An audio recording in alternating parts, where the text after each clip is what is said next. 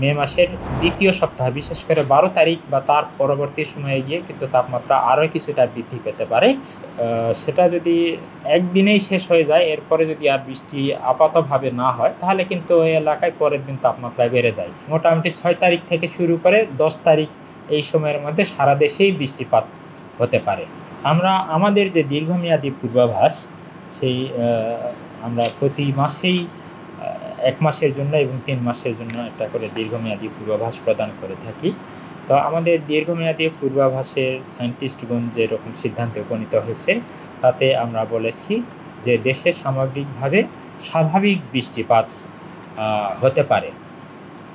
আমরা আশা করছি মে মাসে বৃষ্টিপাত স্বাভাবিক হতে পারে এবং তার প্রাথমিক লক্ষণ হিসেবে কিন্তু আমরা ইতোমধ্যেই আমরা জেনেছি যে মে মাসের প্রথম সপ্তাহেই কিন্তু দেশের পূর্বাঞ্চলে বৃষ্টিপাত হয়েছে এবং আশা করছি আমরা দ্বিতীয় সপ্তাহে এই বৃষ্টিটা মোটামুটি ৬ তারিখ থেকে শুরু করে ১০ তারিখ এই সময়ের মধ্যে সারা দেশেই বৃষ্টিপাত হতে পারে।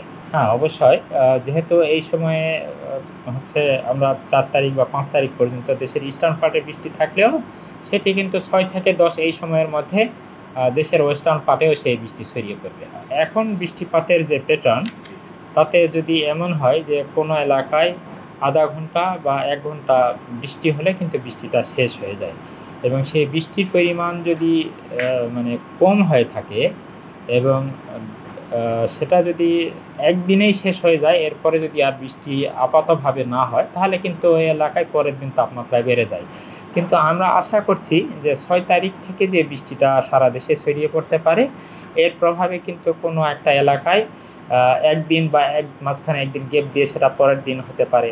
তো এরকম যখন বৃষ্টিটা থাকবে, তখন যে আমাদের স্থলভাগ আছে, সেই স্থলভাগ দীর্ঘদিন ধরে কিন্তু বৃষ্টিহীন থাকার কারণে একেবারে শুষ্ক ছিল।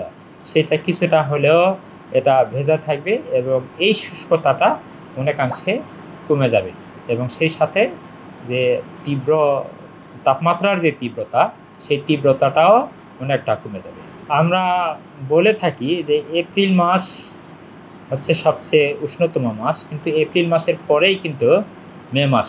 মে মাসে উষ্ণতা এপ্রিল মাসের চেয়ে কিছুটা হলেও কম থাকে, কিন্তু স্থানভেদে আমরা যদি পর্যবেক্ষণ করি, তাহলে দেখা যাবে যে মে মাসেও কিন্তু তাপপ্রবাহের অনেক রেকর্ড রয়েছে। আমাদের যে পর্যবেক্ষণ বা এখন পর্যন্ত যেরকম অবস্থা, মে মাসের দ্বিতীয় সপ্তাহ বিশেষ করে ১২ তারিখ বা তার পরবর্তী সময়ে গিয়ে কিন্তু তাপমাত্রা আরও কিছুটা বৃদ্ধি পেতে পারে এবং সেই সময়ে স্থানভেদে মৃদু থেকে মাঝারি ধরনের বা কোথাও কোথাও তীব্র তাপপ্রবাহ বয়ে যেতে পারে, তবে সেটা এপ্রিল মাসের মতো নয়।